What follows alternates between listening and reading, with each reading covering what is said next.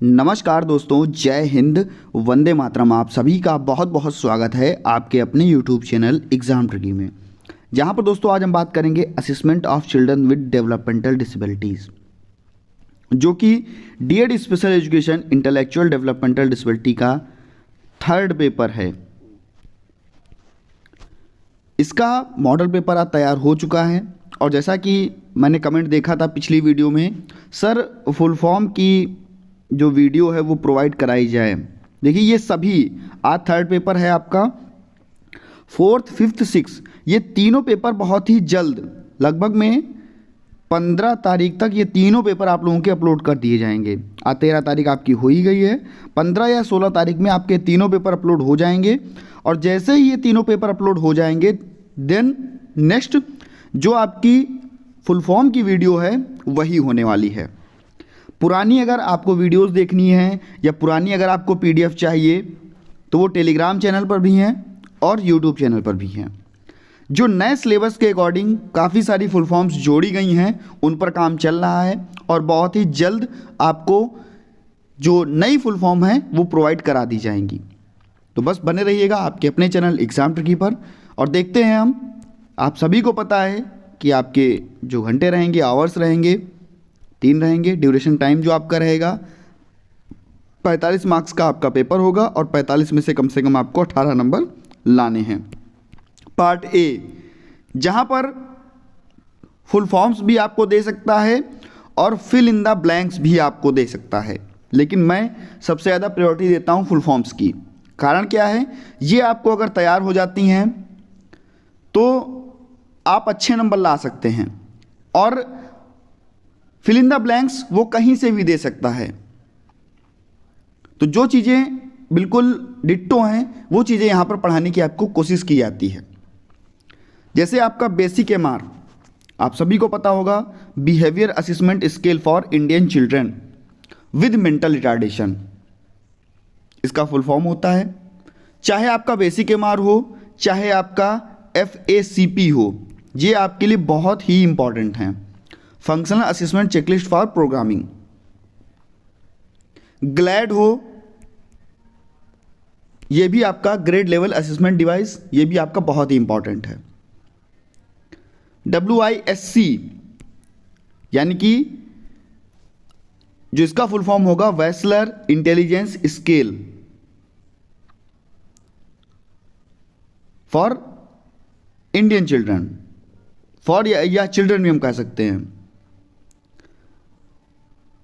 इसके बाद में DSM, कल कमेंट में आया था सर DSM 10 का फुल फॉर्म बता दीजिए। देखिए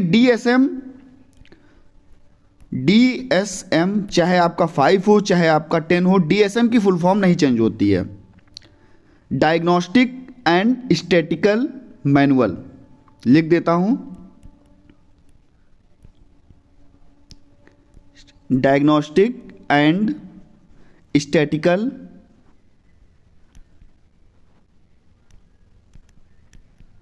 TICAL मैनुअल, ये जो आपकी फुल फॉर्म है diagnostic and statistical manual, DSM की फुल फॉर्म होती है। इसके बाद में हम बात करते हैं ICF की। तो अगर ICF की अगर हम बात कर लें तो international classification of functioning. CBA की सभी को फुल फॉर्म पता होगी, अगर नहीं पता है तो बता देते हैं। Curriculum based assessment. ऐसे अगर IEP की आपसे पूछ दे, IEP इंडिविजुअलाइज्ड एजुकेशन प्रोग्राम, आप सभी ने फाइल भी बनाई होगी IEP की और आप सभी ने बच्चों पर कार्य भी किया होगा, जो लॉन्ग टर्म गोल और शॉर्ट टर्म गोल लिए जाते हैं और कैसे बच्चों की पूरी फाइल बनती है आप सभी ने बनाई होगी, क्योंकि फाइल बनाने के बाद ही आप लोगों ने अपना प्रैक्टिकल दिया होगा। आगे हम बात करते हैं भैया, अगर आपको चैनल अच्छा लगता है कि हमारा चैनल आपके साथ कुछ काम कर रहा है तो प्लीज़ चैनल को सब्सक्राइब कर लीजिएगा और अपने सभी मित्रों के पास में एक बार वीडियो को ज़रूर शेयर कर दीजिएगा, उनको भी साथ में जोड़ लीजिएगा। पार्ट बी की तरफ हम बढ़ते हैं। आरंभ क्या है? चाहे आपका आरंभ टूल हो, चाहे आपका उपनयन हो, ये बहुत ही इंपॉर्टेंट है आपके लिए। आरएम टूल की जब भी बात होती है तो कहोगे सर 3 से 6 वर्ष के जो बच्चे हैं इनके लिए आरंभ टूल है वो उपयोग किया जाता है। किस लिए? तो कहोगे सर आकलन करने के लिए।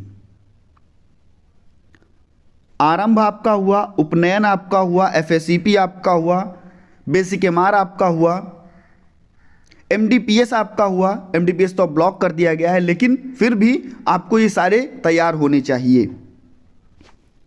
कभी कभी क्या करता है, आकलन को असेसमेंट लिख करके देता है, और कभी कभी यहाँ पर आकलन नहीं लिखेगा, लिख देगा मूल्यांकन क्या है, और इंग्लिश में असेसमेंट ही लिखेगा। हमेशा क्या करते हैं हम, इंग्लिश के शब्दों को ही प्रायिकता देते हैं, यानी कि असेसमेंट के बारे में आपको लिखना होगा, यानी कि आकलन के बारे में आपको लिखना होगा। और कभी कभी मूल्यांकन भी लिख देता है। पिछले पेपर में 2018 या 19 का पेपर था, उसमें क्या दिया था, हिंदी में आप मूल्यांकन लिख दिया और इंग्लिश में यहाँ पर असेसमेंट लिख दिया। तो हम हमेशा इंग्लिश को प्रायिकता देते हैं, और इंग्लिश का जो शब्द पूछा जा रहा है असेसमेंट, इसकी परिभाषा के बारे में हम लोग लिखेंगे, यानी कि आकलन की परिभाषा के बारे में हम लोग लिखते हैं।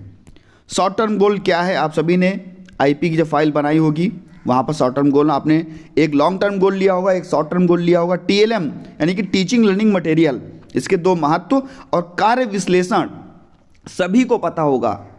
जिसने भी लेसन प्लान्स बनाए हैं, कार्य विश्लेषण के बारे में सभी को पता होगा। जब भी लेसन प्लान आप बनाते थे तब एक ही चीज़ कहते थे, जब भी कोई कार्य कौशल आपको दिया जाता था, मान लीजिए आपको कहा गया कि आप छोटा आ का ज्ञान बच्चों को कराएंगे, तो आप क्या करते थे, लेसन प्लान लिखते थे।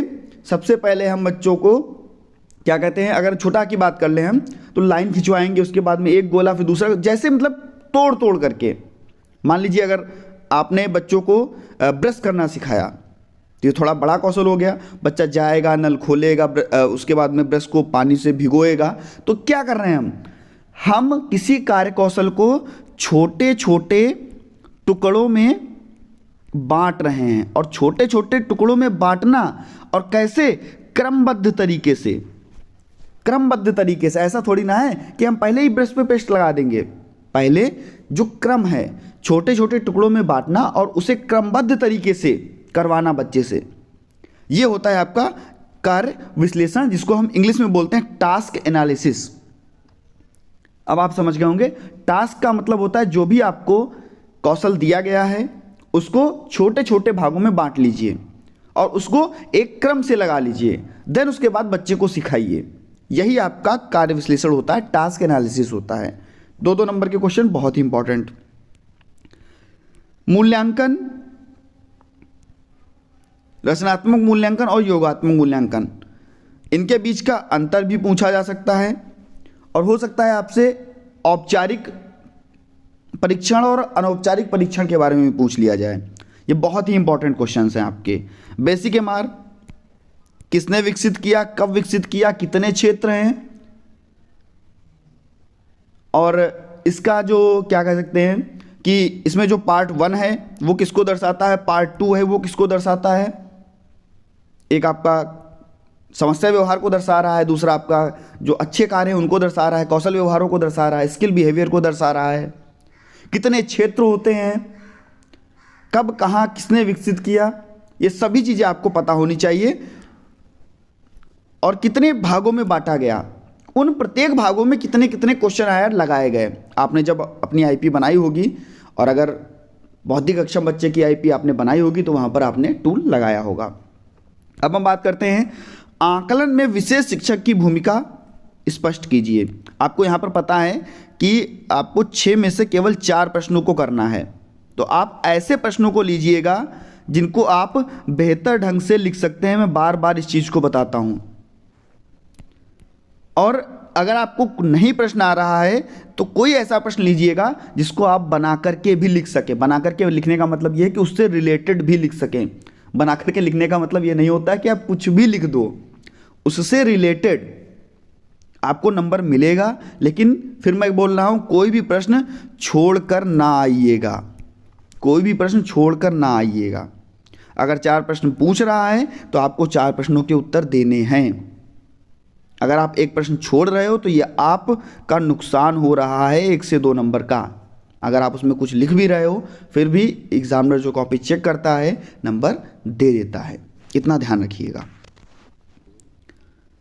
रिपोर्ट राइटिंग, असेसमेंट रिपोर्ट बहुत इंपॉर्टेंट है आप सभी के लिए। इसके बाद में स्वलीनता से ग्रसित बच्चों को सीखने की शैलियाँ और नीतियों का आकलन, विद्यालय में एक विशेष बच्चे का व्यक्तिगत शैक्षणिक कार्यक्रम तैयार करते समय, व्यक्तिगत शैक्षणिक कार्यक्रम यानी कि बात कर रहा है आईईपी की। शिक्षक द्वारा औपचारिक मूल्यांकन किस प्रकार से किया जाएगा? शिक्षक एक औपचारिक मूल्यांकन ही करता है, क्योंकि शिक्षक कहाँ होता है? विद्यालय में, और विद्यालय हमारी औपचारिक शिक्षा ही हमको देता है। अनौपचारिक शिक्षा हम कहीं से भी ले सकते हैं, लेकिन औपचारिक शिक्षा हमको विद्यालय में ही मिलती है। तो आईपी की बात कर रहा है, आईपी किस प्रकार से आपको बनानी है ये आप देख लीजिएगा। आईपी सभी की फाइल बनाई गई होगी, और आईपी आपके एग्जाम के लिए भी बहुत ही इंपॉर्टेंट है। आईईपी, आईपी नहीं आईईपी होता है, मैं बोलता हूं जब तो आईपी निकलता है, और आप भी बोलेंगे तब भी आईपी ही निकलेगा। तो मिलता हूं दोस्तों नेक्स्ट वीडियो में नए प्रश्नों के साथ में, नई जानकारी के साथ में। सभी मित्रों तक वीडियो को जरूर शेयर कर दीजिएगा, और वीडियो अच्छी लगी हो तो वीडियो को लाइक भी कर दीजिएगा। आपका समय यहाँ पर व्यर्थ नहीं होगा। मिलता हूँ दोस्तों नेक्स्ट वीडियो में नई जानकारी के साथ। बने रहिएगा आपके अपने चैनल एग्जाम ट्रिकी पर। धन्यवाद।